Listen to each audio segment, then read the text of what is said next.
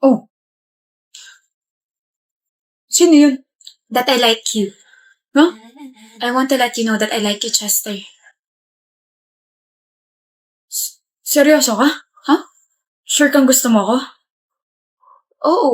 Eh bakit ang lukot pa rin ng mga mata mo? Hindi. Hindi mo ako gusto, Astrid. Confused ka lang kasi lagi mo akong kasama. Chester. Sino yung tumawag? Si Noah. Binaba mo ba kasi nasa harap mo ako? Oh, tumatawag ulit siya. Sige na, sagutin mo na. Para saan yun? Kung ano-ano kasi pinagsasabi mo dyan eh. Katuloy alam ko sino yung babatukan ko, yung phone ba o ikaw? Nabatukan mo na ako. Ayan, block na number niya. Ayaw mo bang malaman kung bakit siya tumatawag? Ayoko. Wala akong pakialam. Sure? Nag-overthink ka ba? Eh kasi nga, ang lukot ng mga mata mo. Ganto na talaga mga mata ko, Chester. O nga no. Sisirain mo pa yung mood eh. Pero wala ka na talagang pakialam sa ex mo. Wala na. Naka-move on ka na? Oo nga. Alam kong I'm finally healed. Estes, ikaw ba yan? Chester! You don't have to say anything about my confession.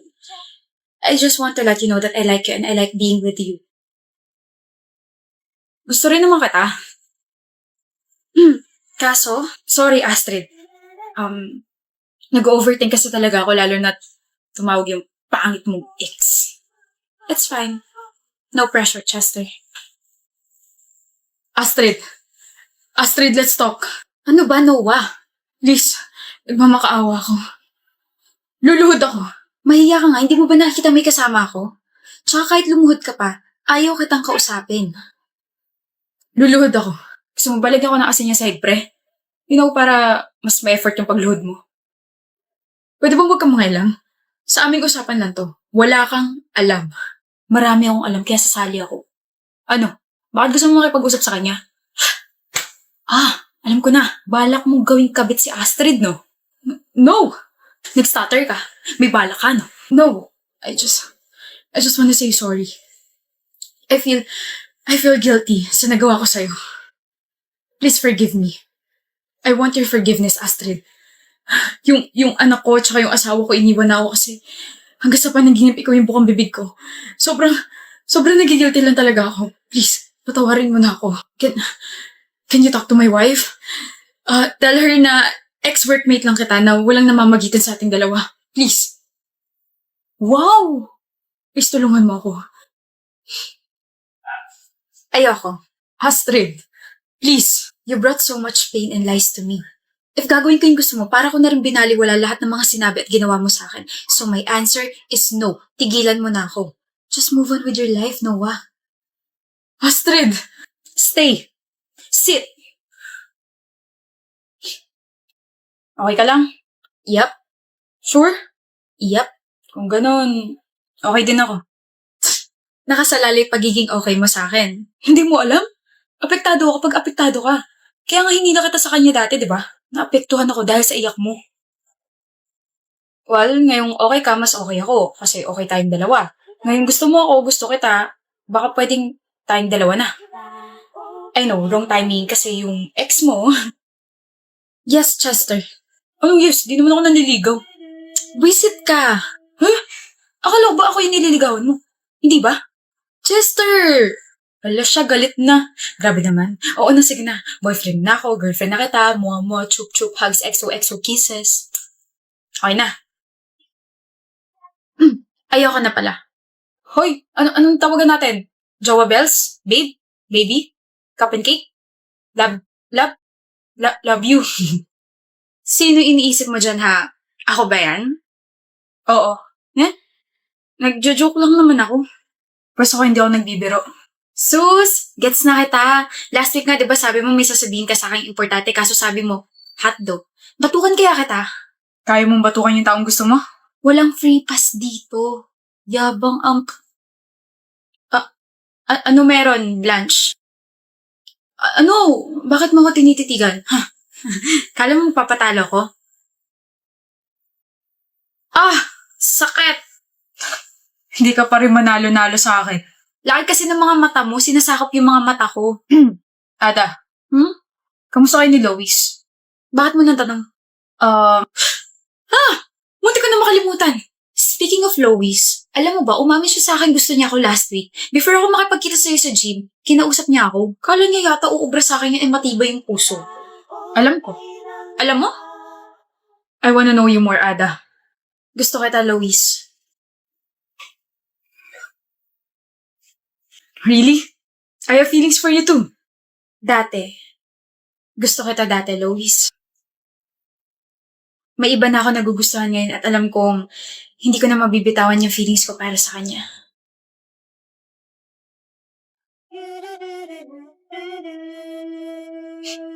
Uy!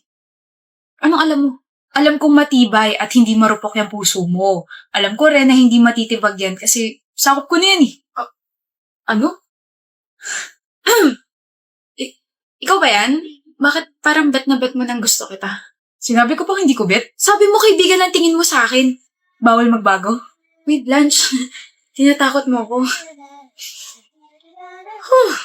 Gusto mo pa rin ba ako, Ada? Oo nga, paulit-ulit. Araw-araw mo na lang yung tinatanong. Sorry. Anyway, pangit na pangit ako ngayon sa sarili ko. Feeling ko epekto to ng menstruation ko ngayon. Hindi ka pangit. Blanche? Kagusto-gusto ba ako? Sobra. Joke lang. Ang seryoso Tinry ko lang yung linya yun kasi may napanood ako movie kahapon. Gusto-gusto ka, Ada. Lalo na kapag nakilala ka ng mga tao. Kung paano ka maging kaibigan, maging kaklase, maging kapatid, tsaka maging anak. Kung kagusto-gusto ako, bakit di mo ako magustuhan? Gusto kita. Higit pa sa pagkagusto mo sa akin. Weh, nantitrip ba? Alam mo ba sobrang naiintindihan ko ng sarili ko lalo na kapag kasama kita? Ha? Kapag papasok ako ng classroom, gusto ko ikaw agad yung nakikita ko. Kahit ang alat-alat na sunny side down mo, natutuwa akong kainin yun. Gustong-gusto ko naririnig yung oo mo kapag tinatanong kita kung gusto mo pa rin ba ako. Gusto kong hindi ka awkward sa akin. Gusto ko na sobrang honest mo. Gustong-gusto kita itago sa puso ko kasi ang cute-cute mo, ang ganda-ganda mo. Gusto kita, Ada. Gustong-gusto. Ba yan? Kailan pa? Last month. Wala namang bago sa pagtrato mo sa akin pero nagising na lang ako. Times 3 na yung pag-appreciate ko sa existence mo. Naluluha ka ba? Hindi lang ako makapaniwala na gusto mo rin ako. Feeling ko nasa libro ko. Book 1 pa lang to. Magkakaroon pa tayo ng set. Mama, may happy ending na ako. Talaga, pre? Ilang araw ka nga absent? Ewan. Mali mo. Doon ako tumira, di ba? Magsabi ka kung magdadrop ka, ha? Kailan kayo pupunta airport? Hatid namin kayo. Sa Makalawa. Dami kong nagdadali na gamit, eh. Ang bilis naman. Di ko rin alam. Biglaan, eh. Sab-sab? Clark, Anong ginagawa mo rito sa airport? I'm sorry for pushing you away. Okay ka lang? Ba't parang naluluha ka? I wasn't myself when I rejected you. I don't know if pwede ko pa bang bawiin yung sinabi ko pero hindi yun totoo. Gusto rin kita and kahit hindi mo na ako gusto, Sandali nga. Paano mo nalaman nandito ako? I heard your conversation with Dad. I got worried na baka hindi na kita makita pa and ayoko magkaroon ng regrets just because I was jealous and decided to push you away. Makikita mo pa ako. Hindi na. Aalis ka na, di ba? Baka bigla ka mag-drop and... Sab-sab, sa Cebu lang kami pupunta. 1 week lang yun. Ano ba mga pinagsasabi mo dyan? Where? Oo. So, mali yung pagkakaintindi ko sa conversation niya ni Tan. Makikinig ka na nga lang sa usapan, di mo pag ginalingan. Cute mo talaga. Still, I'm sorry for pushing you away. Pero tama ba narinig ko? Nagselos ka? Ang dami ko sinabi tapos yan lang yung narinig mo. Narinig ko rin na sinabi mong gusto mo rin ako pero mas naintriga ako na nagselos ka. Ikaw? Si Sabsab? Nagselos? The day before na nireject kita, kausap mo si Trinity, sabi mo liligawan mo na siya. Sabi mo gusto mo ako. O bakit niligawan mo na si Trinity? Ang gulo mo. Ha? Hindi ko kausap si Trinity nung sinabi ko yun. Kausap mo, narinig ko. Narinig mo nga, pero hindi mo naman nakita kung saan ako nakatingin. Hindi ko kausap si Trinity. Ikaw kausap ko nun. Picture mo, kausap ko nun. Ha? Mukha kang tangan nakatitig lang dyan sa cellphone mo. Manahimik ka, Trinity. Hindi lang basta cellphone to tinititigan ko. Si Sabsab to, na future girlfriend ko. Future girlfriend pero hindi nililigawan. Nililigawan kita. Sa tamang panahon. Di sa tamang panahon. Bukas. Gagawa ko siya ng lunch tapos habang nakain kami, tatanungin ko na siya. Tapos kinabukasan, nagsungit ka na sa akin, ni-reject mo na ako. Kinain mo ba yung lunch na binigay ko? Oo, ang sarap ng mechado. Afritada yun. Okay. Next time buuin mo yung pakikinig ha, with matching silip para alam mo kung saan ako nakatingin. Or just ask me para hindi ka mag-overthink. Di sorry. Sige na, ligawan mo na ako. Sure na ba yan? Oo. Okay, tara na. Gala na tayo. Teka, paano yung Cebu? Cebu pa rin. I mean, pupunta kayo Cebu, di ba? Pupunta ako sa buhay mo. Clark, aalis kayo, di ba? Hinatid ko lang sila. Di nga akin tumalete. Hindi talaga ako kasama pero pinasama ko yung picture ko para kunwari kasama ako. Dapat sasama talaga ako pero ayoko kasi mamiss yung lessons natin. Hirap kayo maghabol. Buti na lang nahabol mo ako. Ramdam ko malapit na maging tayo Agad. Advance ako gaya ng pag-a-assume mo na may iba akong gusto. Sorry na nga. Oo na, gusto rin kita. May nabungguraw? Mary Joy, Mukha lang pala nabunggo kasi nadapa yung babae. Siguro mga tao talaga hindi nag-iingat. okay ka lang? Namumutla ka. Akala ko ikaw yung nabunggo. Manang naman Abay, masama mag-react. Mga kabataan nga naman, Pag-alala ko. Akala ko, sorry ang tagal ko ba? Hindi kasi naniwala yung mga kapatid ko nung sinabi kong bibili ako ng peche na ganito yung suot ko. Kaya sinabi ko na lang na may kadate ako. Date? Ang date ngayon ay July. Hindi pa to date, no? Meeting lang to. Meeting pa lang to. Date na to. Sa kanto nga lang, okay? Kain tayo dun, sa lugawan. Tara. Teka. Niluto ko yan, egg rice. Egg rice tapos maglulugaw. Hindi.